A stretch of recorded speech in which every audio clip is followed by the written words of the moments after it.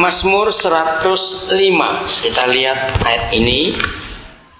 Saya percaya tidak ada seorang pun di antara kita yang suka tinggal di lembaga pemasyarakatan. Saya percaya nggak ada yang suka. Tapi kekristenan itu identik dengan lembaga pemasyarakatan. Kalau kita melihat apa yang Tuhan Yesus buat, beda dengan Tuhan-Tuhan yang lain di dunia. Kitab suci kita itu penuh berisi dengan soal pengampunan, soal pembebasan, soal kemerdekaan, penebusan, dan sejenisnya. Lihat, tidak ada kitab suci agama apa saja yang begitu menyatu dengan orang tahanan kecuali kitab suci kita. Semua bicara soal itu. Bahkan saudara kita dari perjanjian lama sampai perjanjian baru, mereka ada di dalam penjara begitu banyak. Tidak ada hamba Tuhan seperti Paulus. Lebih daripada separuh umur hidup pelayanannya dihabiskan di penjara. Nah, ada 3 penyebab secara umum orang itu masuk penjara. Secara fakta, yang pertama karena kesalahan diri sendiri. Itu jelas. Yang kedua, karena diajak oleh teman tanpa mengerti. Yang ketiga, karena difitnah. Nah, saudara kita yang ada dalam perjanjian lama, perjanjian baru, mereka itu karena Tuhan. Yusuf karena difitnah, Paulus karena Tuhan. Nah, apapun alasannya, kita dari sini khususnya bagi saudara yang merasa betul bahwa aku ini difitnah, saya anjurkan kepada saudara, jadilah seperti Yusuf. Jangan pernah sakit hati kepada siapapun juga yang menjebloskan saudara ke dalam tempat ini.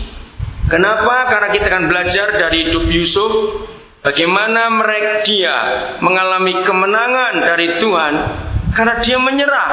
Dan dia tidak menyalahkan istri Potifar sama sekali. Padahal dia yang memasukkan Yusuf dalam penjara itu tanpa dia salah. Nah, bagaimanapun juga kita masih punya harapan. Amin. Apapun juga keadaannya kita masih punya harapan. Mari kita lihat 105 ayat yang ke-17. Kita lihat ayat ini. Diutusnyalah seorang mendahului mereka. Siapa namanya di Alkitab saudara? Yusuf. Oke? Diutusnya. Jadi Bapa di surga yang mengutus Yusuf mendahului mereka. Tapi lihat, Yusuf yang dijual menjadi budak.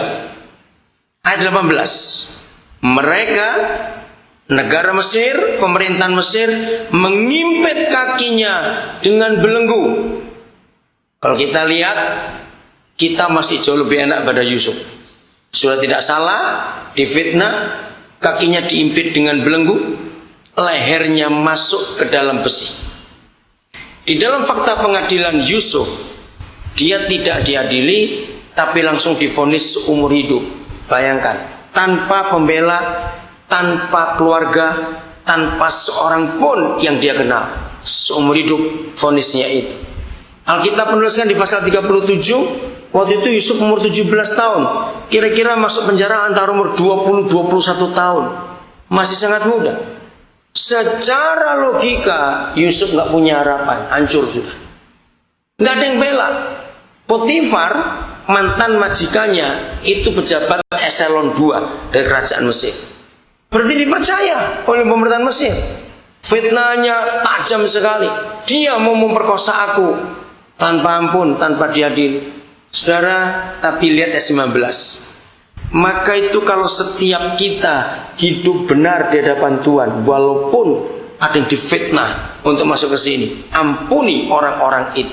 Kalau karena kita yang salah, percayalah, pertobatan kita di hadapan Tuhan memulihkan kita semuanya. Nah, lihat ayat 19. Mari kita baca sama-sama ayat 19. Ini firman luar biasa. Ayat 19. Kita lihat Mazmur 105, baca sama-sama ya. 1, 2, 3. Sampai saat firman-Nya sudah genap dan janji Yahweh membenarkannya. Katakan amin, saudara. Jadi yang membebaskan Yusuf bukan seorang pengacara yang terkenal. Yang membebaskan dia bukan seorang kaya, tapi Tuhan sendiri yang membebaskan dia. Sampai saat firman-Nya sudah genap dan janji Yahweh membenarkannya. Saudara, kita percaya bahwa satu-satunya hal dalam hidup ini yang paling tidak enak adalah menunggu. Betul nggak? Itu yang paling tidak enak. Nah, saudara menunggu sampai waktu itu tiba. Kita bersyukur kepada Tuhan bahwa di negara kita hukum berbunyi kalau kita baik selama di dalam. Saya selalu berkata kepada semua saudara yang ada di dalam tempat seperti ini, jadikan ini tempat sekolah yang paling bagus. Karena Yusuf itu sekolah. Waktu dia keluar dari penjara, langsung hari itu juga. Tidak pakai screening, tidak pakai training, langsung dari penjara naik ke takhta Firaun. Hari itu juga. Nah, secara fakta, Yusuf itu gelarnya, dia itu bukan S3 ekonomi, dia seorang profesor ekonomi. Karena dia bisa nasihati negara besar seperti Mesir untuk ekonominya nggak kacau bagaimana. Bayangkan lulusan penjara. Satu kali saya diskusi dengan beberapa orang-orang pintar tentang tokoh-tokoh di Alkitab ini yang hidupnya luar biasa. Kalau Yusuf bisa menjadi profesor ekonomi, kita mesti tanya di mana kuliahnya. Ternyata dia kuliah, ini istilah saya temukan, di Universitas Penjara, Fakultas Penderitaan. Dan gratis lagi kuliahnya. Nah, ayo kita jadikan tempat ini juga bagi saudara ini tempat kuliah.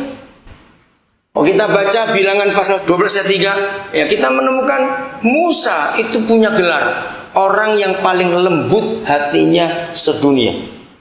Nah, kalau dipikir perguruan tinggi mana di dunia yang gelarnya lembut hati sedunia?